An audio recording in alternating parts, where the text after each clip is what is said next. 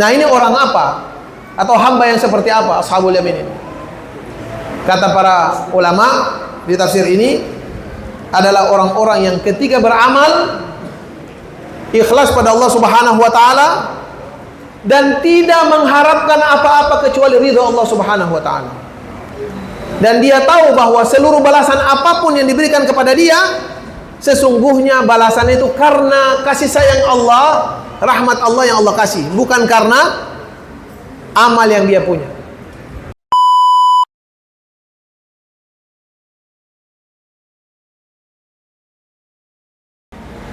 Bismillahirrahmanirrahim. Assalamualaikum warahmatullahi wabarakatuh.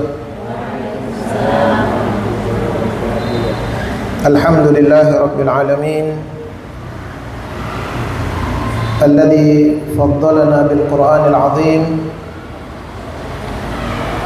wa ja'alahu lana hidayatan wa rushda. Alhamdulillah alladhi hadana lihada wa ma kunna linahtadiya lawla an hadana Allah. Alhamdulillah alladhi allafa baina qulubina fa asbahna bi ni'matihi ikhwana. Nahmaduhu subhanahu wa ta'ala wa nasta'inuhu wa nastaghfiruhu wa nastahdihi wa na'udzu billahi min shururi anfusina wa sayyiati a'malina. Man yahdihillahu fahuwal muhtad wa man yudlil falan tajida lahu waliya mursyida. Asyhadu an la ilaha illallah wahdahu la syarika lah wa asyhadu anna Muhammadan abduhu wa rasuluhu la nabiyya ba'dah. Allahumma salli wa sallim ala sayyidina Muhammadin wa ala alihi wa sahbihi ajma'in. Amma ba'd. Subhanakallahumma la ilma lana illa ma 'allamtana innaka antal alimul hakim. Fa'allimna ma yanfa'una wa zidna ilma innaka antas samiul alim. Allahumma la sahla illa ma ja'altahu sahla wa anta taj'alul hazana was sa'ba idza syi'ta sahla. Qala Allah ta'ala fi kitabil aziz, a'udzu billahi minasy syaithanir rajim. Ya ayyuhalladzina amanu taqullaha wal tanzur nafsum ma qaddamat lighadin wattaqullaha innallaha khabirum bima ta'malun. وقال تعالى يا أيها الناس اتقوا ربكم واخشوا يوما لا يجزي والد عن ولده ولا مولود هو جاز عن والده شيئا إن وعد الله حق فلا تغرنكم الحياة الدنيا ولا يغرنكم بالله الغرور. وقال تعالى يا أيها الذين آمنوا اتقوا الله وقولوا قولا سديدا يصلح لكم أعمالكم ويغفر لكم ذنوبكم ومن يطع الله ورسوله فقد فاز فوزا عظيما. Jamaah sekalian dari Allah Subhanahu wa taala, pertama-tama puji syukur kepada Allah Subhanahu wa taala atas berbagai karunia dan nikmat yang diberikan kepada kita, nikmat iman, nikmat sehat wal afiah, dan nikmat kesempatan dan kemauan sehingga kita bisa berada di majelis yang mulia ini di rumah dari rumah Allah Subhanahu wa taala. Kita membaca kitab Allah dan mempelajari isinya, dan mudah-mudahan kita Allah masukkan ke dalam golongan orang-orang yang disebutkan oleh Rasul sallallahu alaihi wasallam yang menghadiri satu majelis kemudian belajar mengenal Allah, mempelajari kitabnya, di mana di majelis itu kata Rasul sallallahu alaihi wasallam haffat alaihimul malaikah, malaikat akan membersamai kita. Allah turunkan pada kita rahmatnya, kasih sayangnya, wa wasyiatumur rahmah wa dzakarallahu fi man indah. Dan mudah-mudahan Allah banggakan kita dengan aktivitas kita hari ini di hadapan makhluk-makhluk Allah yang lain. Hadirin sekalian, maka Allah Subhanahu wa taala, selain itu kita niatkan sejak keluar tadi sampai di sini kita mendapatkan ilmu yang mendekatkan kita pada Allah Subhanahu wa taala. Dan Rasul sallallahu alaihi wasallam menjanjikan orang-orang yang menapaki kakinya keluar dari rumah untuk menuntut ilmu belajar untuk menjadi lebih baik, semakin mengenal Allah dan Rasul sallallahu alaihi wasallam, kecuali Allah mudahkan baginya jalan menuju surganya Allah Subhanahu wa taala. Sahhalallahu lahu al-jannah. Allah mudahkan baginya surganya Allah Subhanahu wa taala. Pada kesempatan ini insyaallah kita akan belajar sedikit tentang surat Al-Mudaththir. Jamaah sekalian dari Allah Subhanahu wa taala, surat Al-Mudaththir ini adalah surat yang diturunkan Allah Subhanahu wa taala menurut urutan Al-Qur'an. Dia merupakan surat ke-74. Ditempatkan dalam urutan ke-74 dalam surat yang ada pada Quran. Tetapi dari masa turunnya, dia merupakan surat kedua yang diturunkan Allah Subhanahu wa taala kepada Rasul Muhammad sallallahu alaihi wasallam. Kalau kemarin kita sudah cerita tentang surat Al-Muzammil, merupakan surat ketiga. Nah, kedua surat ini diturunkan tidak berjauhan waktunya.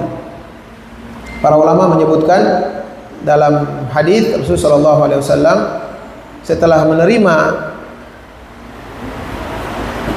atau bertemu, didatangi oleh Jibril alaihissalam dan diberikan kepada beliau surat yang pertama, 5 ayat dari surat Al-Alaq, di mana dengan surat itu kata para ulama, Rasul sallallahu alaihi wasallam statusnya menjadi nabiyyun min anbiya'illah, nabi dari nabinya Allah Subhanahu wa taala. Nabi itu artinya orang yang diberikan firman oleh Allah Subhanahu wa taala, diberikan wahyu oleh Allah Subhanahu wa taala. Jadi semua orang yang diberikan wahyu oleh Allah Subhanahu wa taala dengan didatangi oleh malaikat Jibril alaihissalam, orang itu menjadi nabi min anbiya'illah.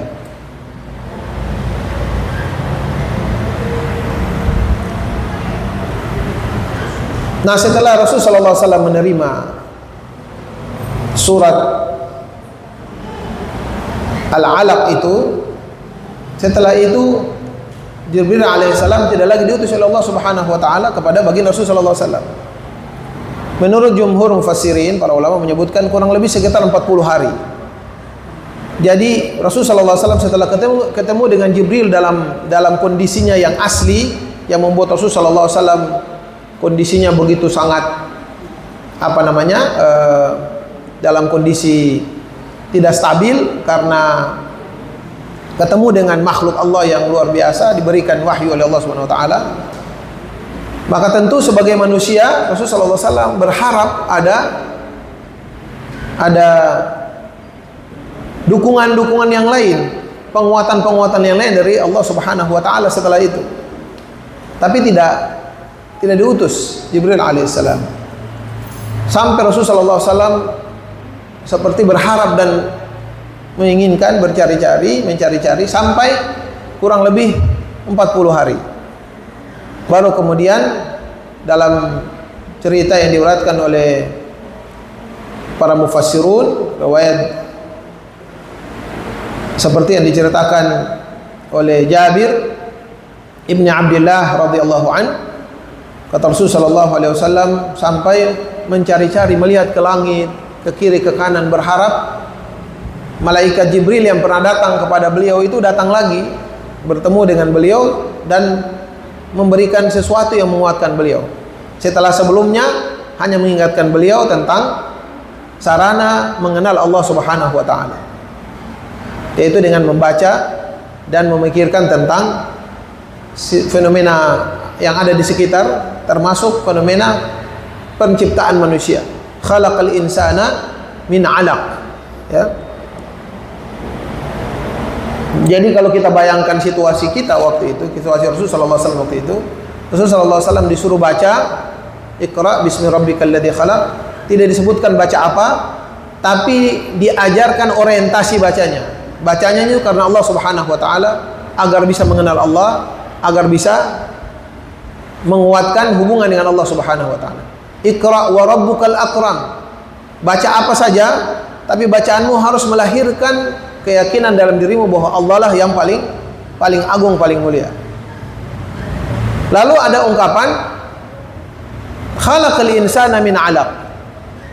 Allah lah yang telah menciptakan kalian manusia, termasuk engkau wahai Muhammad, dari 'alaqun. 'Alaq itu ungkapan yang kalau dalam bahasa Arab itu sesuatu yang bergantung atau menempel, tapi tidak dijelaskan detailnya. Seakan memancing kita untuk berpikir, memancing Rasul sallallahu alaihi wasallam untuk memikirkan. Ketika berpikir itulah kita akan tahu bahwa kita ini adalah makhluk yang sangat bodoh, makhluk yang sangat lemah pengetahuannya, makhluk yang tidak mengenal hakikat diri kita sebenarnya, sehingga mau belajar.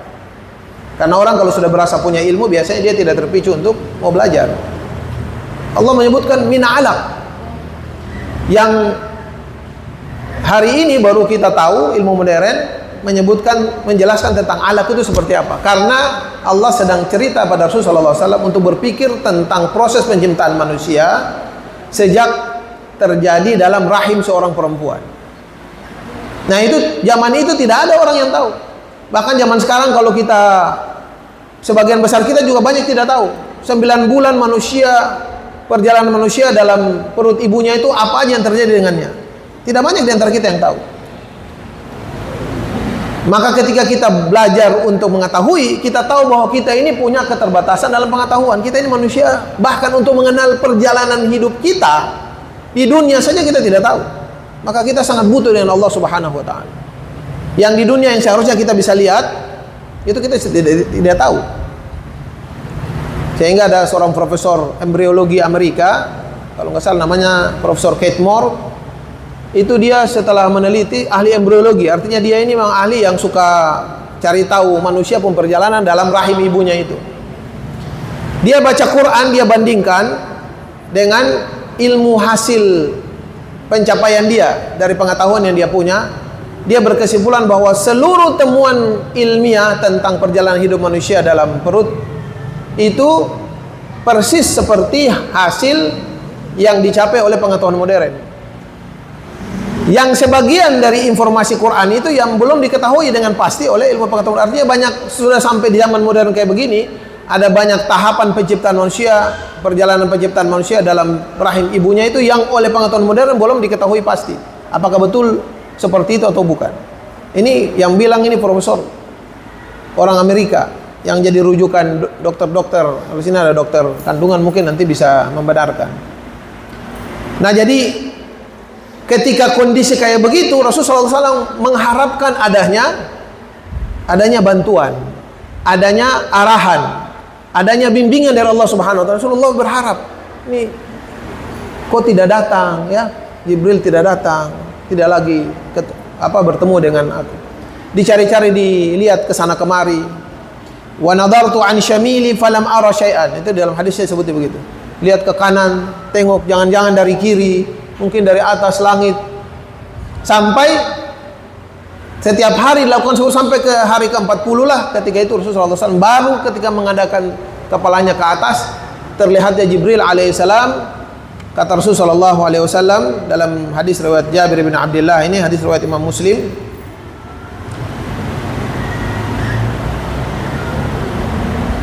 itu terlihat Jibril alaihissalam sedang duduk di atas kursi bainas sama'i wal ardh. Kursi yang besarnya itu kira-kira antara langit dan bumi. Kira-kira besar keseng ibu-ibu. Langit dan bumi don tahu akan pembatas. Kalau ketemu bilang kursinya itu sebesar lapangan bola galunggung misalnya, kan kita tahu batasnya. Oh berarti dari ujung sana ujung sini. Terbayang. Tapi kalau kursinya itu bainas sama'i wal ardh, kita tahu ardh, kita tahu bumi, tapi kita tidak tahu batas langit itu sampai kemana. Artinya sepandang, besarnya itu sepanjang mata memandang. Kira-kira kita bayangkan kita ketemu dengan makhluk sebesar itu. Kalau jalan-jalan misalnya suatu saat, kalau bapak atau ibu-ibu ketemu dengan seorang laki-laki tingginya itu 50 meter.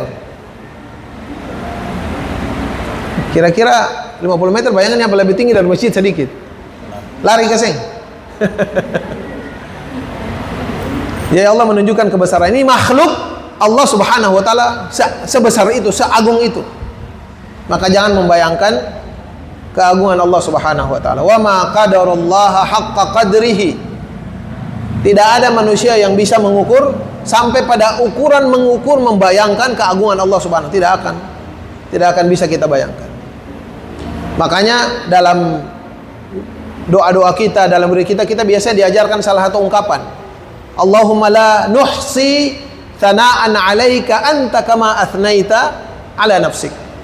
Ya Allah, kami tidak bisa menghitung pujian yang layak kami berikan kepadamu ya Allah, sebagaimana engkau menyiapkan pujian itu untuk dirimu sendiri. Kita tidak mungkin.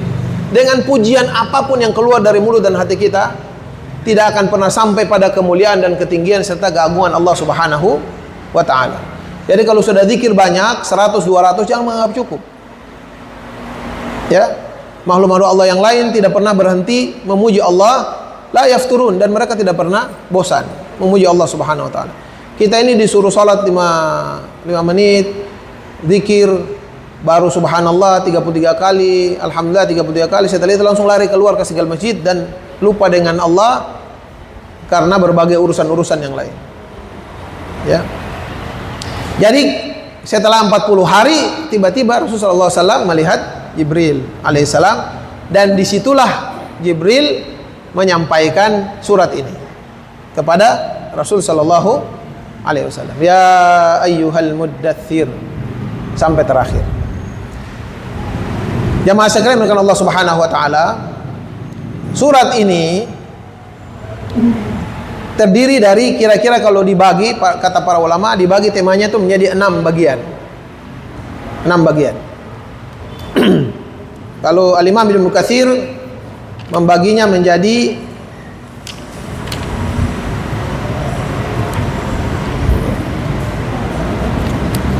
4 bagian.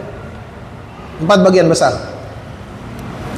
Tapi anak kira kita agar lebih detail, mungkin kita cerita tentang pembagiannya dulu. Para ulama membagi surat ini menjadi 6 tema besar. Nanti setelah itu kita pelan-pelan melihat masing-masing dari tema itu. Yang pertama, kata para ulama,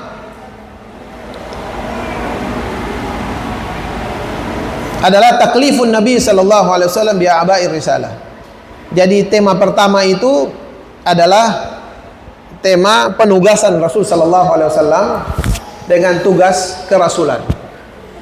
Jadi surat ini ketika diturunkan, Rasul sallallahu alaihi wasallam bertambah statusnya dari nabi tadi, orang yang mendapat wahyu, menjadi orang yang wajib menyampaikan wahyu kepada manusia dan alam sekitar.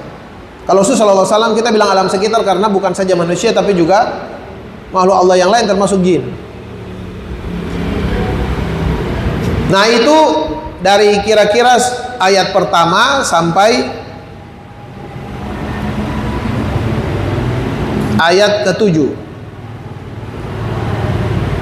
Itu cerita atau penjelasan tentang tugas Rasul sallallahu alaihi wasallam sebagai rasul. Bahwa tugasmu ya Muhammad sallallahu alaihi wasallam keluar dan berikan pencerahan, berikan perbaikan, lahirkan perbaikan dan kebaikan buat alam sekitar. Wa ma arsalnaka illa rahmatan lil alamin. Yang kedua, itu 3 ayat, setelah itu sampai ayat ke-10 itu cerita tentang hari kiamat. Nanti masing-masing ada hubungannya tentang hari kiamat. Yang ketiga, yaitu ayat 11 sampai 30 tentang mereka-mereka yang selalu berdiri menentang kebaikan yang akan diwujudkan oleh Rasul dan orang-orang yang ingin melakukan perbaikan. Akan selalu ada orang-orang seperti itu yang mewakili. Kalau cerita tentang sebab turun surat ini atau ayat ini adalah Al-Walid ibn al-Mughirah, salah satu tokoh besar Quraisy pada waktu itu. Tahu Al-Walid ibn al-Mughirah ini siapa? Dong kenal kasih? Hah? Kira-kira kenal nggak Al-Walid bin Al-Mughirah? Pernah berkenalan ke belum? Atau ada satu yang bisa disebutkan yang menunjukkan bahwa ketong tahu ini Walid bin Al-Mughirah. Ada nggak yang bisa disebutkan satu hal yang kira-kira dengan menyebutkannya ketong tahu, oh begitu. Al-Walid bin Al-Mughirah itu ini. Yang pertama, dia merupakan tokoh besar Quraisy dan tokoh tua. Kalau nggak salah Abu Jahal itu ponakannya beliau, juga ponakan. Tapi ada satu yang anak ingin antum ingat-ingat. Ketika disebutkan, antum akan bilang, oh Al-Walid bin Al-Mughirah ini siapa? Bapaknya Khalid. Siapa itu Khalid bin Al-Walid? Saifullahil Maslul, pedang Allah yang terhunus. Jagoan kan? Orang yang berperang luar biasa. Salah satu panglima perang Rasul sallallahu alaihi wasallam. Perang di mana-mana selalu menang. Tapi meninggalnya tidak dalam medan perang. Jadi ketika meninggal itu, ketika dimandikan itu, badannya ini penuh dengan sayatan-sayatan dan bekas-bekas potongan pedang. Khalid bin Al-Walid radhiyallahu an. Bapaknya itu yang akan diceritakan dalam surat Al-Mudaththir ini. Al-Walid bin Al-Mughirah. Jadi itu yang ketiga. Ada fenomena orang-orang yang selalu berdiri menghadang keinginan baik atau upaya baik yang dilakukan oleh Nabi sallallahu alaihi wasallam memperbaiki manusia dan orang-orang yang mengikuti jalan Nabi sallallahu alaihi wasallam. Yang keempat, dari ayat 30 itu cerita tentang neraka dan siksaan yang Allah Subhanahu wa taala sediakan buat orang-orang yang ingkar pada Allah Subhanahu wa taala.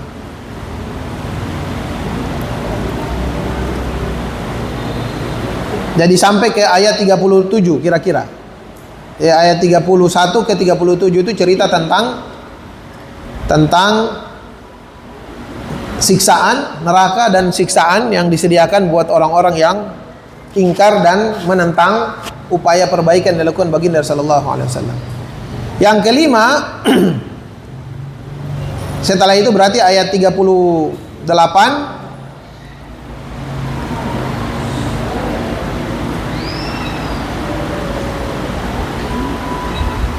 sampai ayat ke 48. Jadi ke 38 sampai ayat ke 48 itu tema kelima, yaitu bicara tentang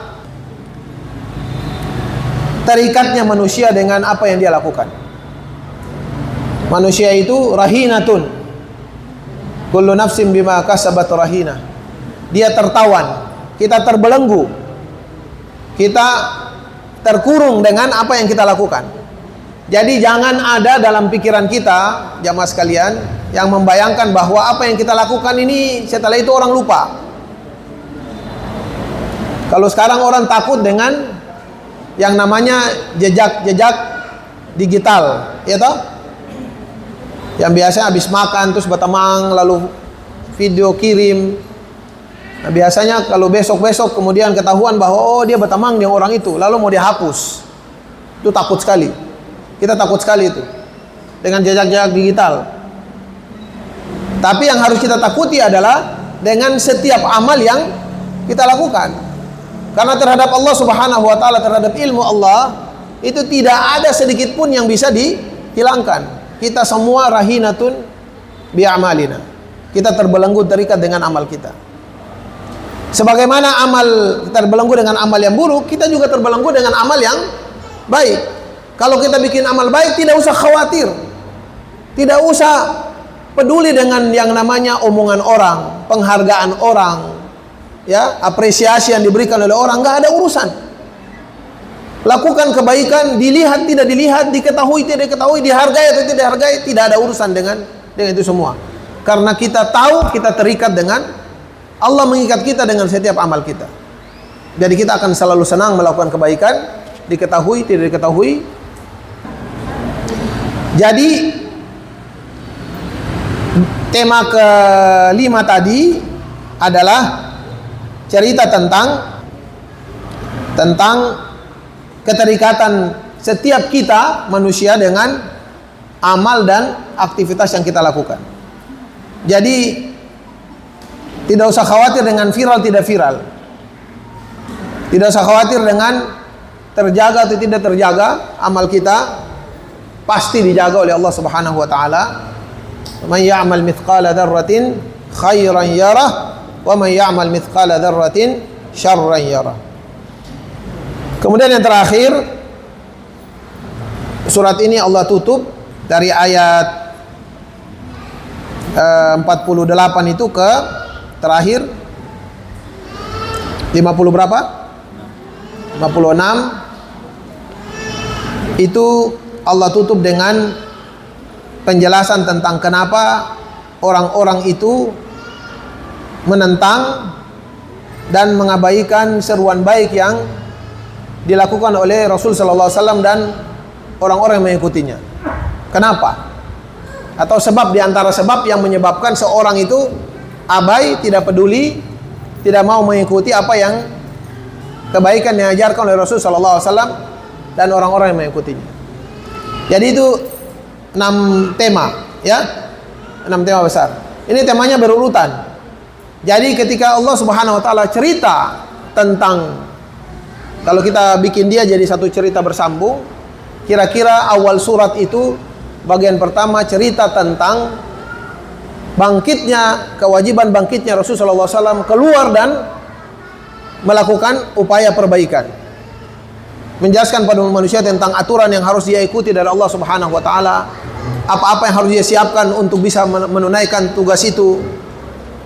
Lalu tentu setelah itu pasti ada bayangan, kita lakukan semua ini, Rasulullah SAW lakukan semua ini karena apa? Yang terima bagaimana, yang tidak terima bagaimana? Kan urusan di dunia bisa orang terima, bisa tidak terima. Maka Allah ingin menegaskan pada orang-orang, kepada Rasulullah SAW dan orang-orang yang mengikuti beliau, yang melakukan aktivitas seperti beliau, aktivitas perbaikan, itu bahwa tidak usah khawatir. Kalaulah di dunia engkau berjalan, semua yang dilakukan engkau di dunia akan ada efeknya setelah engkau menyelesaikan perjalanan engkau di dunia, melewati perjalanan selanjutnya, yaitu hari kiamat. Dan nanti orang-orang yang menentangnya, dia akan ketemu di hari itu kayak bagaimana. Jadi kita ini selalu, ikhwafillah, dan Rasulullah SAW selalu ditanamkan sejak awal 3 prinsip penting. Nanti kita jadi kesimpulan dia terakhir. Prinsip pertama itu tentang keagungan Allah Subhanahu wa taala. Prinsip kedua tentang berpulangnya kita kepada tempat asal kita, yaitu di akhirat. Selalu kita disuruh untuk diingatkan terus-menerus dengan waktu itu, waktu kita akan kembali. Bukan saja diingatkan, tapi Allah detailkan situasi di mana ketika kita kembali itu. Dan salah satu waktu ketika kita kembali itu yaitu di hari kiamat.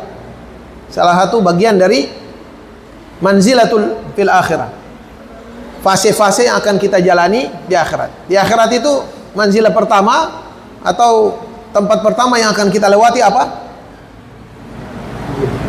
Kuburan. Jadi setelah kita hidup, ini kan kita mati. Kita mati itu dalam bayangan, dalam persepsi banyak orang, terminologinya itu adalah kita selesai. Kan gitu. Nah, dia selesai sudah itu.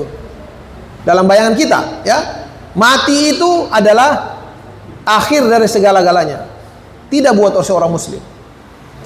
Mati itu adalah merupakan penyelesaian atau tanda selesainya seseorang dari fase kehidupan dia berbekal di dunia.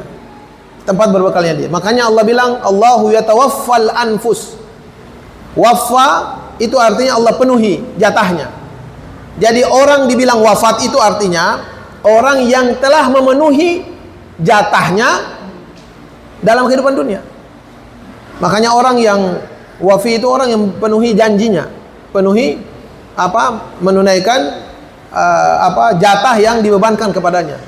Itu orang namanya orang wafi. Maka wafat itu artinya orang yang telah menyelesaikan atau Allah telah menyelesaikan jatah kehidupan berbekal dia di dunia, yang setelah itu dia akan menjalani kehidupan hisab dan pembalasan di sisi Allah Subhanahu wa taala. Jadi mati itu bukan selesai bagi seorang mukmin. Dan itu sejak awal ditanamkan oleh Allah Subhanahu wa taala kepada Rasul sallallahu alaihi wasallam untuk selalu ingat. Karenanya setelah Rasul sallallahu alaihi wasallam disuruh menjalankan tugasnya, Allah Subhanahu wa taala langsung mengingatkan tentang adanya hari itu. Jadi kalau di dunia engkau mendapatkan berbagai hal, ketahuilah tidak usah khawatir, karena setelah inilah engkau akan mendapatkan balasannya. Sebagaimana juga orang-orang yang menentang, tidak usah khawatir dengan mereka, setelah inilah mereka akan mendapatkan balasan kesulitan yang tidak terhingga. Nah, lalu setelah itu Allah ingin jelaskan bahwa tentu dalam upaya perbaikan kita akan selalu ada orang yang menghalanginya.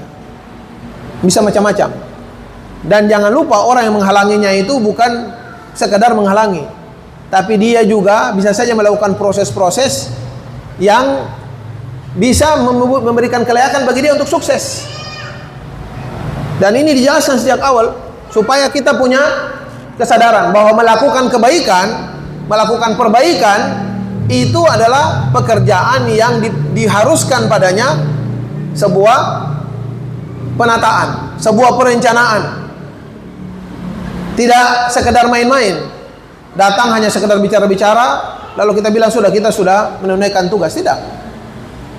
Karena yang namanya propaganda itu atau mempengaruhi orang untuk berubah itu butuh penataan, butuh manajemen, butuh organisasi. Sebagaimana juga orang-orang yang menghalangi akan melakukan hal yang sama, dan nanti akan kita lihat dalam penjelasan tentang contoh apa yang dilakukan oleh Al-Walid bin Al-Mughirah ketika ingin menghalangi baginda Rasul sallallahu alaihi wasallam. Mereka tidak main-main, dan semua orang yang biasanya menentang keburukan selalu dengan kerja-kerja yang tertata, kerja-kerja yang terencana dengan baik. Jadi sangat aneh kalau kita yang melakukan kebaikan itu kerjanya serampangan, asal, tidak berbasis pada penataan, perencanaan yang bagus. Lalu ketika Allah cerita tentang contoh model orang-orang menentang itu, Allah ingatkan bahwa yang mereka lakukan itu akan membelenggu mereka. Seperti orang-orang baik yang melakukan kebaikan akan terikat dengan kebaikan pekerjaannya, orang-orang jahat juga begitu. Jadi tidak usah khawatir dengan orang-orang menentang keburukan yang kelihatan seperti tidak dapat balasan, zalim tapi tidak kelihatan dapat balasan. Itu jangan khawatir, dia dipastikan dapat balasan. Kalau orang yang membuat kezaliman dapatkan balasan di dunia, itu kemungkinan Allah karena sayang kepada orang itu, mungkin Allah akan kurangi beban siksaan, beban balasan kepada dia di akhirat. Tapi sebaliknya orang yang tidak Allah balas sama sekali, Allah kasih dia dengan kezaliman terus menerus, dia zalim sezalim-zalimnya tanpa dibalas sedikit pun. Allah bahkan kasih kemudahan-kemudahan, kelihatan seperti dikasih kemudahan-kemudahan. Orang ini bisa saja Allah pastikan dia mendapatkan siksaan yang lebih pedih daripada yang dirasakan oleh orang yang lain. Karena itu seorang mukmin yang ketemu musibah, kata Rasulullah SAW, tidak ada seorang ma'asaba min musibatin, ma'asaba abdan min musibatin, tidak ada seorang hamba yang kena musibah, masalah, hatta syaukah, sampai duri yang menusuk kakinya, kecuali Allah jadikan itu sebagai alasan Allah menghapus kesulitan-kesulitannya, Allah menghapus kesalahan-kesalahan. Illa kafaratun lima fa'alahu.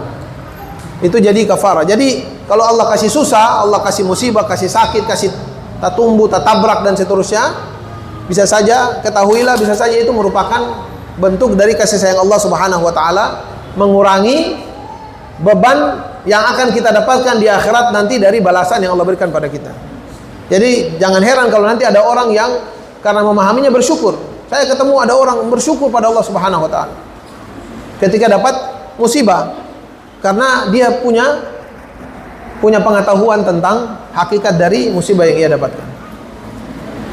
Nah, karena itu, karena terikat, dan karena itu kita tentu mengerti sebab-sebab yang membuat orang-orang yang terikat dengan amalnya ini, kenapa dia menolak, menentang dan menghalangi orang-orang baik dalam melakukan pekerjaannya, terutama Rasul sallallahu alaihi wasallam ketika menaikkan tanggung jawabnya. Dan itu kemudian membuat kita menjadi mengerti. Kadang-kadang orang sadar atau tidak sadar, karena dorongan situasi dirinya, akhirnya dia terjebak, dipengaruhi oleh syaitan, kemudian menjadi orang yang menolak kebenaran, padahal kebenaran itu begitu sangat jelas di hadapan matanya. Nah, itu kira-kira ikhwafillah singkat tentang surat Al-Mudaththir. Sampai di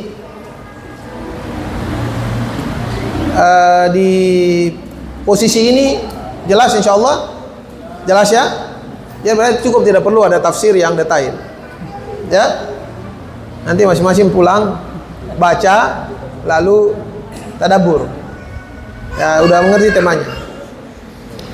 Jadi Allah Subhanahu wa taala mulai dengan kalimat ya ayyuhal muddaththir qum fa'anzir wa rabbaka fakabbir wa thiyabaka fatahhir war rujza fahjur wa la tamnum tastakthir wa li rabbika fasbir.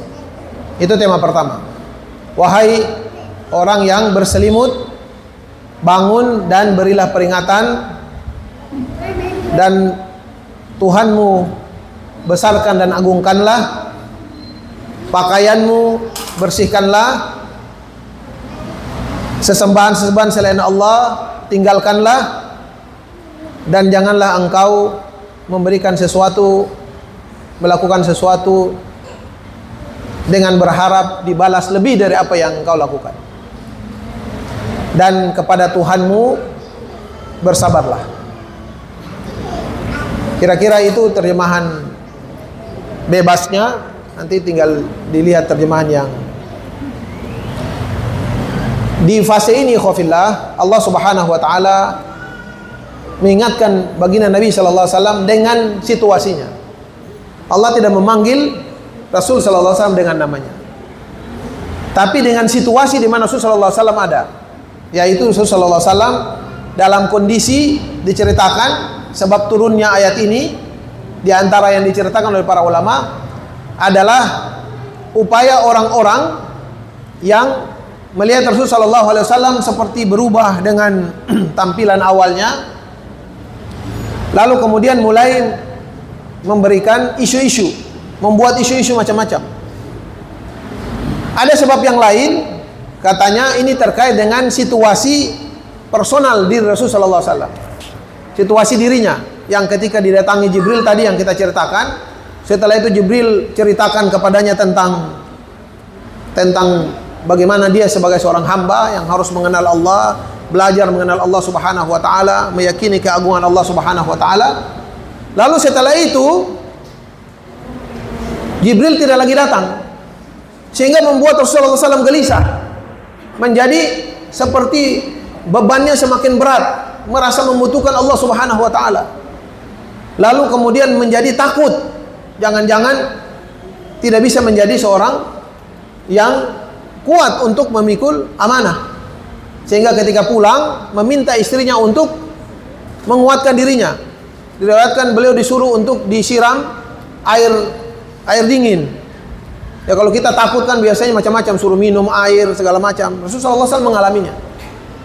Lalu diantara yang Rasulullah minta kepada istrinya adalah dathiruni atau zammiluni. Tutup aku. Selimuti aku wahai istriku. Jadi kalau ketong takut itu biasanya ketong bersembunyi, atau biasanya ketong menutupi diri. Ya tahu kalau ibu-ibu kalau takut sesuatu tutup dengan kain tahu sampai kepala. Padahal yang ditakuti ada di samping. Ya, tapi itu memang sikap manusiawi kita, manusia. Selalu ada upaya tertentu. Minimal mau jadi atau tidak jadi, berhasil tidak berhasil, yang penting ada sesuatu yang membuat kita secara mental itu yakin bahwa kita sudah melakukan sesuatu yang bisa menyelamatkan kita. Rasulullah juga begitu. Jadi ada dua cerita kenapa Rasulullah SAW bersikap begitu. Satu yang tadi, kondisi di Rasulullah SAW. Yang kedua, karena situasi eksternal di luar. Mulai ada gangguan, ada mulai upaya. Salah satunya dari Al-Walid bin Al-Mughirah ini. Rasulullah SAW menceritakan, beliau mengumpulkan orang. Jadi pertama ini ceritanya Al-Walid bin Al-Mughirah ini datang mendengar Rasulullah SAW membaca Quran. Lalu beliau seperti terpengaruh karena beliau merupakan seorang yang ahli syair, seorang yang fasih. Orang Quraisy itu rata-rata fasih sekali, mengerti tentang bahasa Arab. Dan karena itu sengaja diturunkan Al-Quran di mereka dengan bahasa Arab yang membuat mereka terkesima. Mereka terbiasa dengan kalimat-kalimat, ungkapan-ungkapan yang luar biasa indah. Tapi ketika mereka mendengar, mereka merasa ini bukan kalimat-kalimat yang biasa dikeluarkan oleh seorang yang paling fasih sekalipun ketika menggunakan bahasa Arab. Termasuk Al-Walid bin Al-Mughirah. Dia terpana itu dengan ungkapan-ungkapan yang Rasulullah SAW baca dari Al-Quran. Nah, kita juga seharusnya belajar untuk bisa merasakannya. Tapi kalau kita tidak mengerti bahasa Arab, biasanya tidak berasa apa-apa. Seperti kalau kita dengan orang Cina bicara kan, dia bicara dengan ungkapan-ungkapan yang indah, hikmah. Dengan dia bicara makan mie, makan ikan yang goreng angus, sama aja, ya, berasanya sama kan? Betul gak, Seng? Kenapa? Karena tidak paham. Ya, ada orang di sini pernah diceritakan dalam satu rapat, tiba-tiba ada orang Ambon karena dia emosi, dia maki-maki. Ya, dia kata-katain itu orang-orang makian. Ya, di ruangan itu semua tenang-tenang aja, tidak ada yang berubah. Mukanya biasa aja, santai. Rupanya ketahuan. Ini yang ajudan ini kan orang Ambon. Ini dimaki-maki kok senyum-senyum biasa-biasa kayak tidak ada apa-apa. Ketahuan rupanya semua bukan dari Ambon, semua dari Jawa dan Sumatera. Dia tidak paham itu yang dibilang. Tidak ada efeknya. Karena tidak paham. Ketidakpahaman itu membuat problem dalam interaksi kita dengan ungkapan orang. Sama dengan Quran. Kalau kita tidak paham, kita tidak akan merasakan keindahan yang dirasakan oleh Al-Walid bin Al-Mughirah sekalipun. Walid ini setelah merasakan, dia pulang, lalu orang mulai lihat karena beliau tokoh, ini Walid ini seperti ada berubah ini. Datanglah Abu Jahal, sang ponakan. Dia bilang, ya wahai paman, ini orang-orang Quraisy ini lagi mau mengumpulkan uang kasih engkau. Kata dia, buat apa? Saya ini kan orang paling kaya di Quraisy. Enggak, orang bilang karenanya sepertinya kalau bahasa kita ya, paman ini kayaknya lagi butuh sesuatu. Karenanya seperti lagi mau ikut-ikut Muhammad sallallahu alaihi wasallam. Oh, tidak. Itu wow. Jadi muncul egonya. Lalu dia berubah itu. Lalu dia pikirkan, kalau begitu saya mesti cari alasan agar menghilangkan itu tadi, pengaruh-pengaruh tadi yang saya dengar dari Quran itu. Lalu dia memikirkan ungkapan-ungkapan, isu-isu yang bisa disebutkan, fakkara wa qaddar. Lalu dia sebutkanlah, kalau bilang tukang sihir kira-kira bagaimana? Kalau bilang tukang ramal kira-kira bagaimana? Kalau bilang tukang bohong, kata mereka, ya Rasulullah Muhammad itu kan terkenal orang yang terpercaya. Oh, tidak pakai kalau gitu. Kalau kita bilang dia tukang tipu, tidak mungkin. Kalau kita bilang dia penyair, penyair kan juga banyak. Masa penyair seperti itu bisa berpengaruh seluar biasa seperti Muhammad SAW itu? Kalau gitu kita bilang dia tukang sihir, karena kalimatnya itu bisa menyihir orang. Lalu tukang sihir ditambah lagi. Bagaimana kalau tukang sihir yang bisa membuat orang takana, kalau orang Ambon sini bilang, ya, tukang sihir, kan ada tukang sihir banyak, tukang jampi-jampi banyak, tapi ada tukang jampi-jampi, waktu jampi-jampi orang tidak berpengaruh. Tapi ada orang yang ketika bikin jampi langsung orang apa sih orang Ambon bilang? Hah? Ini tak kena mengerti nggak orang yang suka neraka? Ketika dijampi-jampi terus kena itu bahasa Indonesianya apa? Hah? Kesurupan. Nah, orang Ambon bilang tak kena. Kesurupan. Wah, kata mereka kayaknya itu yang cocok. Sihrun yu'thar. Rasulullah itu. Ini berarti di rengkotnya tukang sihir kira-kira begitu. Nah, itu kemudian mempengaruhi baginda Rasul sallallahu alaihi wasallam. Tapi Allah Subhanahu wa taala langsung perintahkan kum fa'anzir, bangkit. Tidak usah peduli dengan situasi itu, tidak usah terpengaruh dengan suasana hatimu, bangkit dan berikanlah peringatan. Berikanlah peringatan tentang kebaikan-kebaikan. Tapi jangan lupa, peringatan itu arahnya adalah untuk membesarkan nama Allah Subhanahu wa taala. Ada orang yang melakukan perbaikan untuk kepentingan dirinya, agar nanti terkenal, supaya nanti waktu pemilihan kepala daerah bisa ikut calon. Ada yang begitu kan? Ada yang kayak gitu. Ada yang melakukan kebaikan-kebaikan kayak begini dengan niat lain-lain, biar supaya jualannya bisa laku. Karena sekarang kan bangun jaringan untuk jual-jual barang itu kan pakai sistem jaringan, tidak pakai kayak dulu-dulu di toko tunggu orang datang.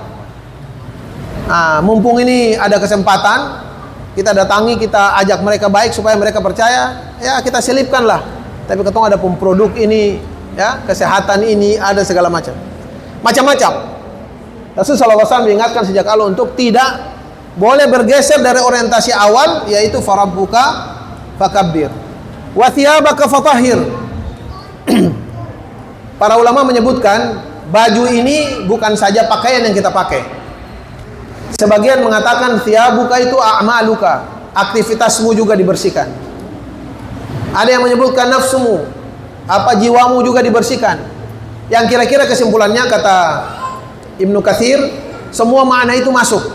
Bahwa semua hal yang tampak dalam kita manusia, dalam diri kita manusia, dari makanan, pakaian, perilaku, hendaknya kita bersihkan sejak awal karena Allah Subhanahu wa taala dan bersih dari berbagai kotoran. Jadi seorang yang melakukan kebaikan itu dia tidak boleh bercampur dirinya dengan keburukan. Kalau kita mengajak orang untuk baik, kita masih bikin keburukan, ya ajakan kita, upaya kita memperbaiki tidak akan pernah bisa terwujud. Warrujza fahjur, dan semua yang disembah selain Allah, patung-patung dan segala macam itu, orientasi-orientasi yang lain yang kita kadang-kadang lupa, jamaah sekalian Allah Subhanahu wa taala. Kadang-kadang kita, kata Allah Subhanahu wa taala, bukan saja menjadikan patung sesembahan selain Allah. Kadang-kadang kita manusia bisa menjadikan keinginan kita itu sesembahan selain Allah Subhanahu wa taala. Allah bilang dalam Al-Qur'an, afara'aita man ittakhadha ilahahu hawahu. Tidakkah engkau perhatikan ada orang yang kemauan dirinya itu menjadi Tuhannya? Apa saja yang dia mau mesti dia bikin. Kata Ustaz, saya ini kalau apa-apa saya mesti bikin Ustaz. Kalau saya tidak bikin saya bisa sakit. Nah, itu contoh orang yang ittakhadha ilahahu hawa. Karena itu nanti insyaallah beberapa hari ke depan, 2 minggu ke depan insyaallah kita ketemu dengan Ramadan.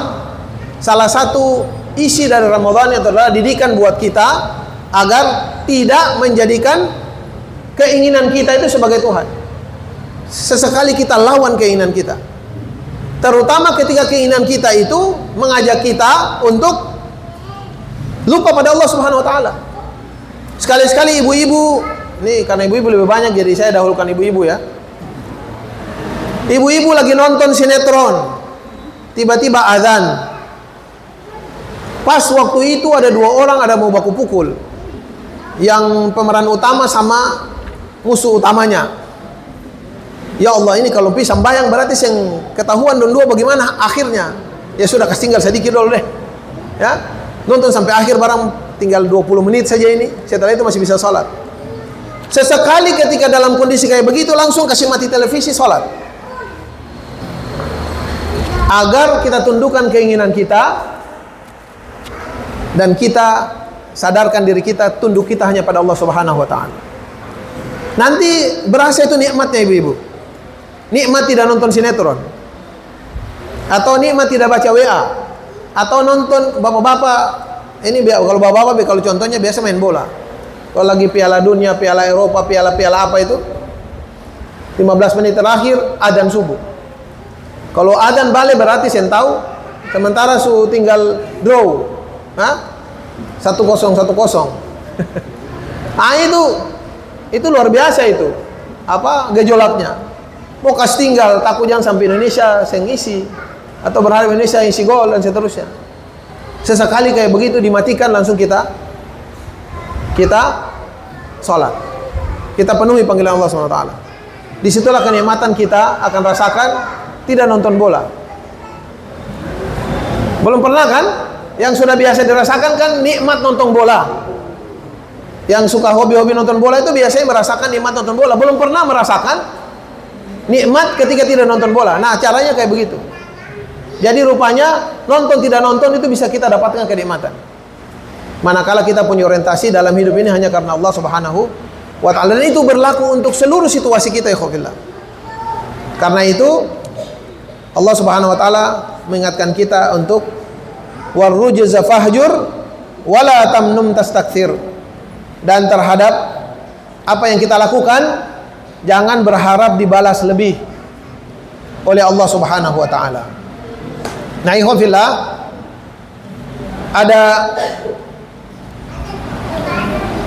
ungkapan yang bagus sekali tentang wala tamnun tastakthir ini dari Al-Imam Ibnu Katsir.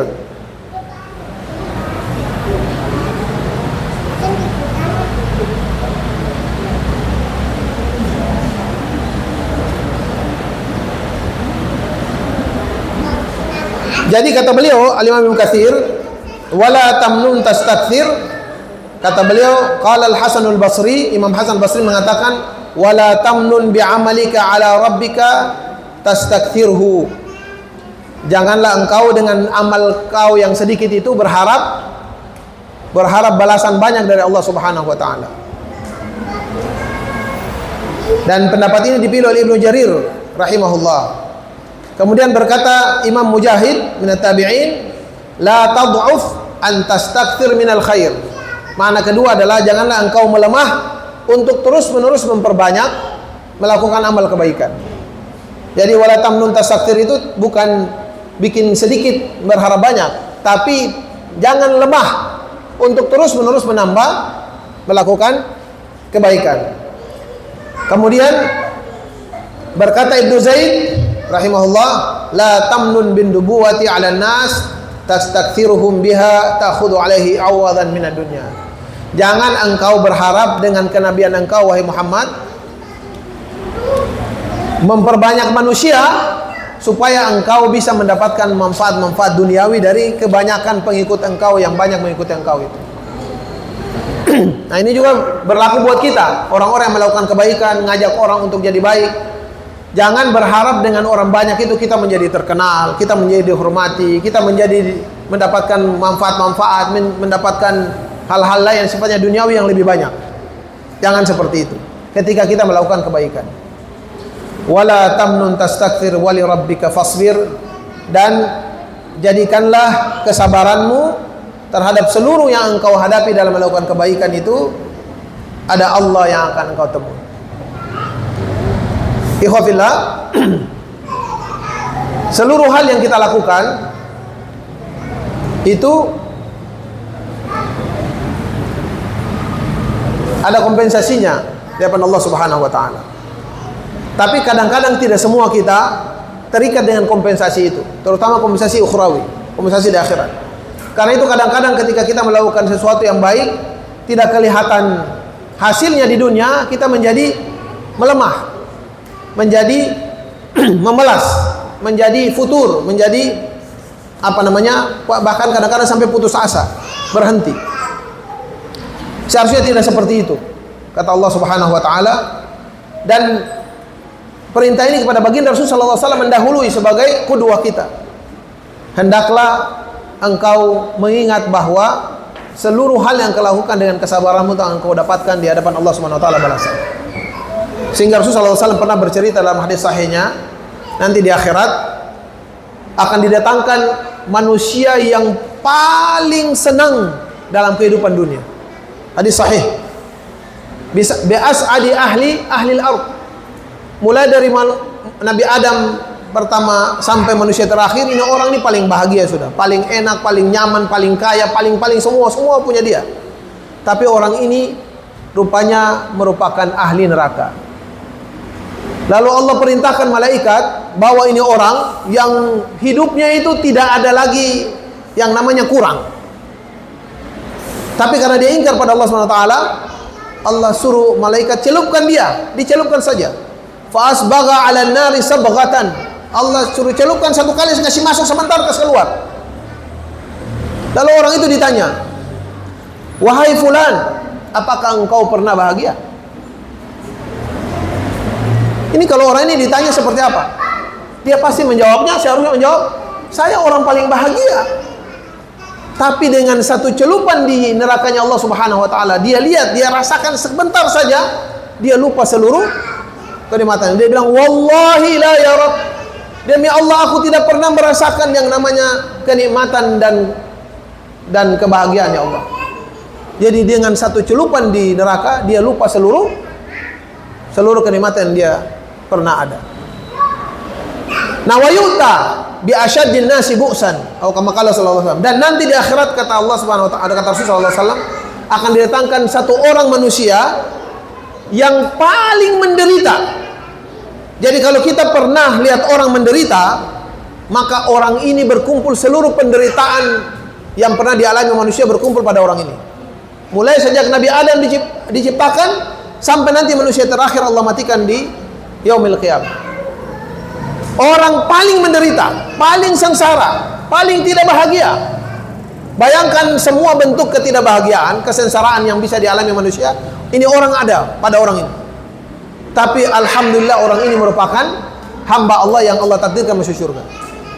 Lalu Allah perintahkan, kata Rasulullah SAW, akan Allah perintahkan malaikat untuk membawa orang ini dan mencelupkannya satu celupan dalam surga. Sebentar saja dimasukkan, trek, dikeluarkan. Lalu orang ini akan ditanya oleh malaikat, "Ya fulan, apakah engkau pernah merasakan kesulitan? Pernahkah engkau merasakan penderitaan? Pernahkah engkau susah?" Dia bilang, "La wa bi'izzatika ya Rabb." Tidak, demi Allah, aku tidak pernah susah. Aku tidak pernah menderita.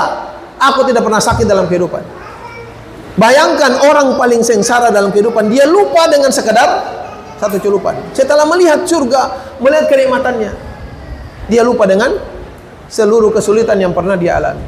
Wali rabbika fasbir. Maka untuk itu, untuk Tuhanmu bersabarlah. Allah tidak akan pernah melalaikan kita, tidak akan mau membiarkan semua upaya yang kita lakukan. Ini udah jam 9:30. Anak kira cukup ya? Nanti dilanjut pada berikut. Soalnya ini kalau dilanjut terus kayak begini bisa waktunya tidak cukup. Jadi kita cukupkan dengan penjelasan umum, kemudian 7 ayat pertama dalam surat Al-Mudaththir, sisanya antum baca tadabbur. Karena ini udah 9:30. Nanti mungkin kalau ada yang baca yang perlu ditanyakan, nanti kita sama-sama mendalami. Mudah-mudahan Allah Subhanahu wa taala beri kita yang ilmu yang bermanfaat. Nah, mungkin ana sedikit tentang lintasan saja tentang sisa ayat itu. Jadi bagian kedua, ketika Allah Subhanahu wa taala bercerita tentang kesabaran, tugas dan tanggung jawab kerasulan, tugas dan tanggung jawab dakwah, tugas dan tanggung jawab perbaikan. Kemudian Allah Subhanahu wa taala mengatakan nanti ketika Allah akhiri kehidupan ini, nuqira fin naqur, ketika nanti sangkakala ditiupkan sebagai tanda bahwa bumi ini akan hancur. Lalu sangkakala kedua, bumi dan seluruh isinya akan hancur, kita akan mati semuanya, kecuali orang-orang atau makhluk yang Allah kehendaki tidak mati. Lalu setelah itu ditiupkan sangkakala kedua, di mana kita semua dibangkitkan lagi, dihidupkan lagi. Lalu kemudian kita akan dihisab oleh Allah Subhanahu wa taala. Maka orang-orang yang ingkar pada apa yang Allah berikan peringatan, kata Allah Subhanahu wa taala, "Fadzalika yauma idzi yaumun asir." Maka ketahuilah bahwa hari itu hari yang sangat berat. Hari yang sangat pedih, bukan hari yang main-main. Pada hari itu, khafillah, kita semua akan Allah kumpulkan ketika baginda Rasulullah SAW hufatan uratan, telanjang, tidak menggunakan apapun. Kita berdiri dengan apa adanya di hadapan Allah Subhanahu wa taala. Para sahabat bilang, "Ya Rasulullah, afala yanzuru ba'duna ba'dan?" Kalau ketong kayak begitu, bukankah nanti ketong satu orang saling memandang yang lain? Kata Rasulullah SAW, keadaannya tidak seperti yang kau bayangkan, wahai sahabatku. Keadaannya dahsyat, sehingga seorang ketika berdiri dalam keadaan itu, dia lupa dengan semua orang di sekitar dia. Dia tidak ingat. Yang dia ingat dirinya, dia ingat keselamatannya, dia ingat apa yang akan terjadi pada dirinya. Dia lupa bahkan terhadap orang yang sedang keadaan yang betul menarik perhatian di sampingnya dia. Allah cerita, yafirul mar'u min akhi, seorang lari dari saudaranya, wa ummihi wa abi. Kalau kita anggap biasa, dia lari meninggalkan, tidak peduli dengan ibu dan bapaknya, wa sahibatihi wa mani, tidak peduli dengan istri, suami dan anak-anaknya. Kita lupa. Semua orang, likulli imri'in minhum yawma idzin sya'nun yughni. Setiap kita akan terpicu dan fokus hanya pada urusan diri kita sendiri. Jadi, wadzalika yauma idzin yaumun asir. Itu hari yang sangat berat. Alal kafirina ghairu yasir. Terutama bagi orang-orang yang ingkar pada Allah, yang ingkar pada ajakan Rasul sallallahu alaihi wasallam, pada pendidikan Rasul sallallahu alaihi wasallam untuk menjadi seorang muslim, untuk itu sesuatu hari yang tidak akan mudah bagi mereka. Lalu Allah cerita di bagian berikut, tadi kita cerita tentang model orang yang menentang Rasulullah SAW, yang dalam sebab nuzulnya itu disebut Al-Walid ibnil Mughirah. Jadi Al-Walid ibnil Mughirah ini siapa? Ayahanda sahabat Khalid ibnil Walid Saifullah al-Maslul. Jadi Allah bilang, karena upaya dia mencegah Rasulullah SAW. Beliau ini senior lah, orang tua, tokoh tua. Abu Jahal itu di bawahnya, Abu Sufyan di bawahnya beliau. Ya, Abu Sufyan, Abu Jahal itu setara dengan Khalid bin Walid. Kata Allah Subhanahu wa taala, "Dzarni wa man khalaqtu wahida." Yang orang-orang yang menentang kebaikan yang kita serukan, kebenaran, dakwah yang engkau lakukan ya Rasulullah, tinggalkan dia, orang yang aku ciptakan dia sendirian. Tidak ada satu manusia pun kita yang sekarang ini merasa besar dengan yang lain, kecuali semua kita diciptakan sendirian. Allah selalu ingatkan kita hal-hal tentang dulu-dulu. Ini anak kemarin menyampaikan di sini, kadang-kadang kita manusia suka lupa dengan situasi asli diri kita ketika kita melewatinya. Karena kita selalu diingatkan tentang pertama kali tentang min alaq, ya, khalaqal insana min alaq. Kamu itu yang kayak begini, yang sudah hebat-hebat ini, tidak lain kecuali dahulunya seperti alaq, sesuatu yang hanya bergantung, bergeser seperti lintah yang tidak bisa apa-apa. Allah bilang ayat yang lain, Allahu akhrajakum wallahu akhrajakum min butuni ummahatikum. Allah lah yang telah mengeluarkan kalian dari perut ibu-ibu kalian. Semoga Allah merahmati ibu-ibu semua. Kita semua keluar dari perut ibu kita. La ta'lamuna syai'an. Kita tidak ada satupun yang tahu apa-apa. Pernahkah kita ingat setelah kita seperti ini, sudah punya pengetahuan, sudah punya kebiasaan ini, bisa bikin ini, bisa bikin ini. Pernah kita ingat dulu kita adalah makhluk yang tidak bisa apa-apa. Keluar tidak punya apa-apa, bahkan selembar, tidak usah kain, selembar atau seutas benang menutupi tubuh kita juga kita tidak bawa. Kita Allah keluarkan di dunia ini, ditampilkan dunia ini tidak bisa apa-apa dan tidak punya apa-apa. Akhrajakum min butuni ummahatikum la ta'lamuna syai'an wa ja'ala lakumus sam'a wal absara wal afidah la'allakum tashkurun. Lalu Allah kasih pendengaran. Tadinya kita tidak bisa dengar. Jadi orang tua mesti bicara ulang-ulang supaya kita dengar. Tadinya kita tidak bisa melihat. Sekarang mata kita terbelalak, kita lupa bahwa kita dulu adalah hamba yang makhluk yang lemah, tidak bisa melihat. Bahkan untuk berdiri menopang tubuh kita, kita tidak sanggup. Sekarang kita sudah gagah, kita sudah berjalan di mana-mana, kita sudah bisa tendang orang, sudah bisa cibir orang, sudah bisa bikin macam-macam ke orang. Yang artinya kita tidak punya apa-apa. La'allakum tashkurun. Supaya kita bersyukur pada Allah Subhanahu wa taala. Di sini Allah juga ingatkan, di awal-awal Allah ingatkan pada baginda sallallahu alaihi wasallam untuk ingatkan kita, umatnya. Dzarni wa man khalaqtu wahida. Tinggalkan itu orang yang dulunya dia lupa bahwa dia itu diciptakan sendirian, tidak bisa apa-apa. Sekarang dia punya banyak penolong, dia punya banyak anak, dia punya istri, punya suami, punya ini, punya itu. Dia punya anak buah karena jadi bos sekarang. Tapi dulunya dia tidak ada apa-apa. Biarkan dia. Hakikatnya orang seperti itu lemah. Tidak usah khawatir dengan orang-orang yang menentang kebaikan. Wa ja'altu lahu malam mamduda, baru kami kasih dia harta. Wa banina syuhuda, kami kasih dia anak. Wa mahattu lahu tamhida, kami tambah. Tadinya tidak punya apa-apa, orang tua, Allah kasih orang tua cenderung untuk menutupi tubuh kita dengan 1-2 utas pakaian. Setelah sampai kita kuat, kemudian Allah kasih kita, terbuka kesempatan, kita kumpulkan uang, kita mulai beli pakaian-pakaian yang lain. Dan seterusnya. Wa mahattu lahu tamhida. Kita biarkan, kita buka kepada dia jalan-jalan. Kita punya segala sesuatu. Lalu apakah setelah kita sudah ada pada kondisi ini, kita lupa keadaan diri kita? Jangan kita lupa. Nanti kita akan Allah kembalikan pada posisi yang sebelumnya. Kita akan melemah, kita akan tidak punya apa-apa, kita tidak akan bisa makan lebih banyak, kita tidak akan bisa berpakaian lebih banyak, karena di tempat tidur hanya bisa 1-2 potong pakaian, mau buka pun susah. Sampai akhirnya kita menghadap Allah Subhanahu wa taala hufatan urata. Kita ketemu Allah Subhanahu wa taala dengan telanjang bulat, tidak punya apa-apa, seperti kita dilahirkan oleh orang tua kita. Lalu apa yang mau kita sombongkan di antara kedua waktu itu? Tsumma yatma'u an azid, itu pun ada mau tambah lagi. So Allah kasih segala macam, Allah tambah agar dia mau mencegah. Berapa banyak orang-orang yang setelah punya uang, karena dia tidak suka dengan kebaikan, dia usaha untuk tambah uang untuk mencegah orang-orang berbuat baik. Banyak.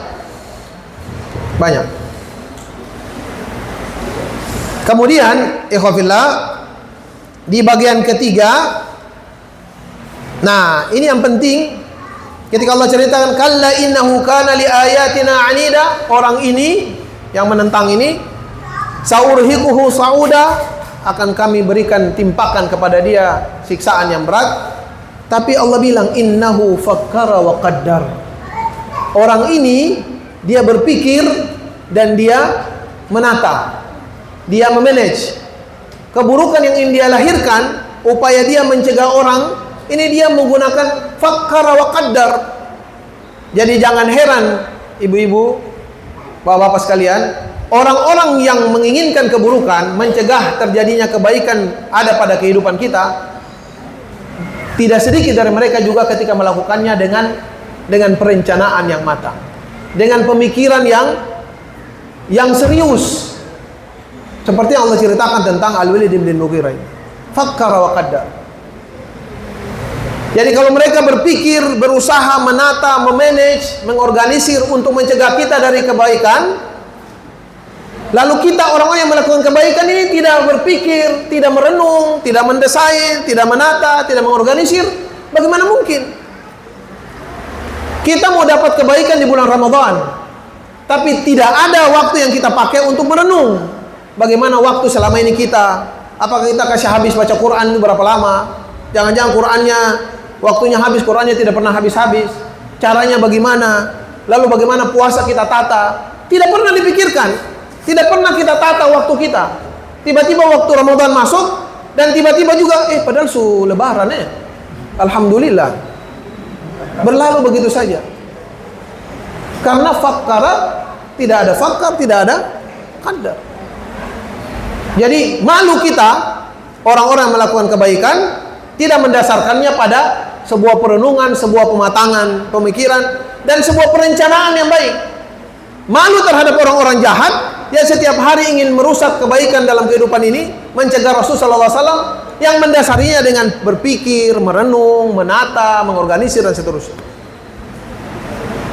Karenanya ungkapan yang terkenal, katanya disebutkan dari Sayyidina Ali radhiyallahu an, tapi ungkapan masyhur, al-haqqu bila nizam yaghlibuhu al-batilu bin nizam. Orang-orang Palestina, ikhwafillah, Apa yang kita bayangkan dari mereka? Kecuali fakkara wa qaddar wa am'an wa nazzam. Mereka berpikir, mereka menata, mereka hidup di tengah kurungan terbesar di zaman modern ini, yang katanya zaman orang-orang sudah pintar ini. Masih ada satu komunitas yang dikurung, dipagari kehidupannya, tidak bisa berinteraksi dengan dunia luar, kecuali harus melalui penjagaan, di penjara. Tapi dia bayangkan seluruh kekuatan yang diberikan kepada untuk melawan mereka, mulai dari Amerika dan segala macam, rupanya tidak bisa mengalahkan mereka. Subhanallahil azim. Luar biasa. Tidak ada yang bisa tahu itu terowongan apa, orang bikin terowongan di dalam. Ya, kalau kita dulu membayangkan Rasulullah SAW gali parit, ini terowongan dibuat di dalam, ditata, diajarkan pada mereka bikin dengan keterbatasan. Indonesia dengan segala katanya gemah ripah loh jinawi, semua barang ada, semua apa saja yang dibutuhkan untuk teknologi ada, mulai dari uranium sampai yang ramai sekarang apa? Yang kita ekspor banyak-banyak itu. Nikel. Di sini bahkan ada sinabar, di Buru ada. Tapi apa yang kita hasilkan dengan semua sumber daya alam yang hebat itu? Tidak ada. Beli pesawat aja mesti beli bekas dari luar negeri. Tidak ada. Lihat, karena bisa saja kita tidak seperti yang tadi. Tidak fakkar, tidak qaddar, tidak nazam, tidak rattab. Jadi kita tidak mendasarkan agenda kita, kegiatan kita. Secara paling dekat adalah Ramadan. Mulailah sekarang dengan menata, memikirkan, kemudian menata, menulis, mengorganisir, memanage agar supaya waktu kita itu bisa optimal selama Ramadan. Nah, Allah Subhanahu wa taala ketika bicara tentang orang ini, kemudian orang-orang seperti ini, Allah kemudian mengingatkan kita bahwa mereka akan ketemu dengan neraka siksaan Allah Subhanahu wa taala yang merupakan bagian dari tempat kembalinya kita. Tsumma adbara wastakbar faqala in hadza illa sihrun yu'thar. Nah, kita lanjut petikan-petikan saja. Kemudian Allah Subhanahu wa taala menyebutkan tentang neraka dan penjaganya. Lalu di ayat yang paling panjang itu ayat 21, ayat 31 Allah bilang, "Wa ma ja'alna ashaban nari illa malaika." Dan tidaklah kami jadikan penjaga neraka itu kecuali malaikat. "Wa ma ja'alna iddatahum illa fitnatan lil ladzina kafaru linastayqina alladziina utul kitaba wa yazdada alladziina amanu imana." Dan telah kami jadikan jumlah mereka kecuali fitnah, cobaan bagi orang-orang yang kafir, dan agar orang-orang yang diberikan kitab itu punya keyakinan dan bertambah orang-orang yang beriman, bertambah imannya pada Allah Subhanahu wa taala, pada Rasul sallallahu alaihi wasallam. Wala yartabal ladzina utul kitaba wal mu'minun, dan orang-orang yang diberikan Alkitab dan orang-orang mukmin itu tidak dihinggapi keraguan. Wal yaqul alladzina fi qulubihim maradun wal kafiruna madza arada Allah bihadza mathala, dan orang-orang yang di hatinya ada penyakit serta orang-orang kafir akan berkata apa yang Allah inginkan dengan perumpamaan ini, menyebutkan jumlah penjaga neraka. Kadzalika yudhillullahu man yasha wa yahdi man yasha. Begitulah Allah Subhanahu wa taala sesatkan siapa yang Allah kehendaki dan Allah berikan hidayah kepada siapa yang kehendaki. Wa ma ya'lamu junuda rabbika illa huwa, dan tidak ada yang mengetahui pasukan atau prajurit Allah Subhanahu wa taala kecuali Dia. Wa ma hiya illa dzikra lil bashar, dan semua ini tidak lain kecuali sebagai peringatan bagi manusia.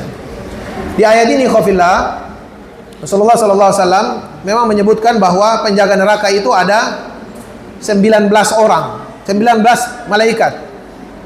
Ini disebutkan jumlah ini disebutkan di kitab-kitab terdahulu.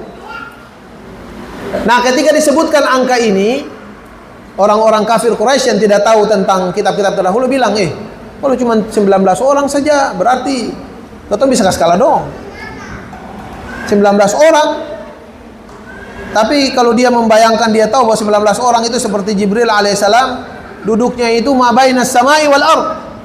Nah, tempat duduknya itu antara langit dan bumi besarnya. Tapi kan karena sombong dia bilang itu 19 orang saja, kita bisa skala dong.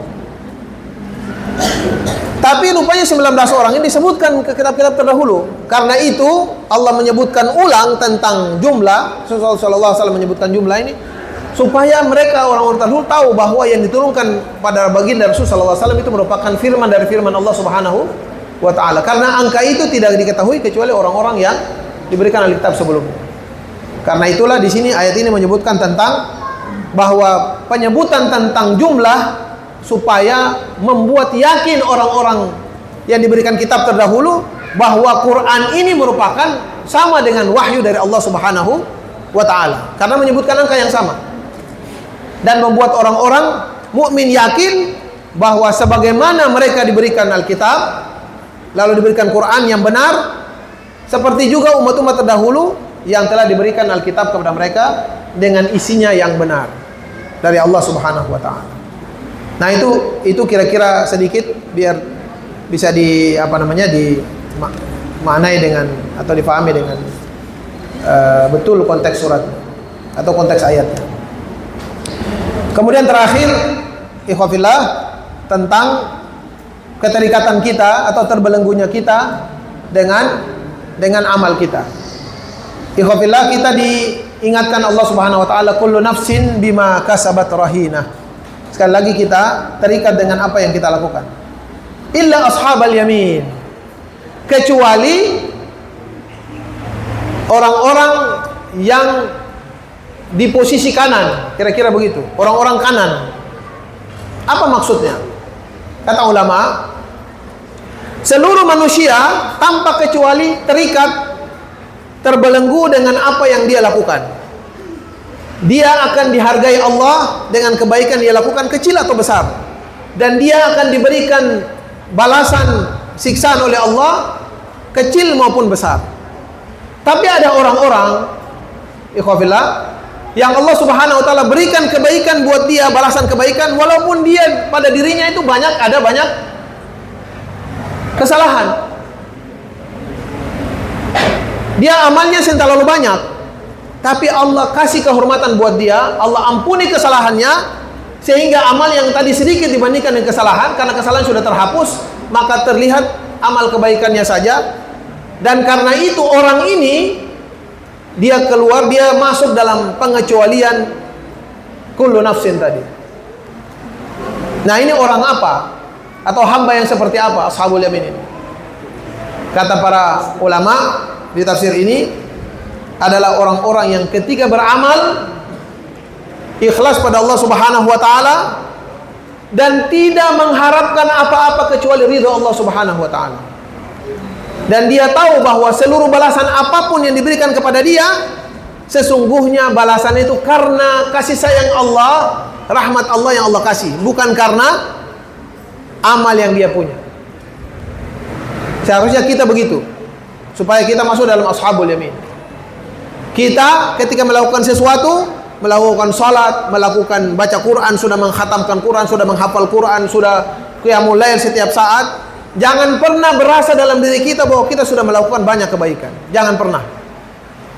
Karena sekali kita sudah merasa kita punya melakukan kebaikan, sudah mengajak orang jadi orang baik banyak, kita merasa kita sudah berhasil, perasaan dan rasa itu akan membuat kita rahinatun bi'amalina. Allah akan gantungkan kita dengan amal kita. Tapi jadilah orang yang apapun yang kita lakukan, kita lupakan, kita gantungkan semua keadaan kita pada keridhaan Allah Subhanahu wa Ta'ala. Itulah ashabul yamin. Orang-orang yang Allah Subhanahu wa Ta'ala berikan karunia kepada mereka, dengan segala kelemahan mereka, Allah Subhanahu wa Ta'ala kasih balasan baik dan kebaikan buat mereka. Nah, ini disebutkan dalam oleh para ahli tafsir ketika menjelaskan tentang kullu nafsin bima kasabat rahinah. Dan karena itu khafillah, ini hal yang penting untuk selalu kita ingat-ingat.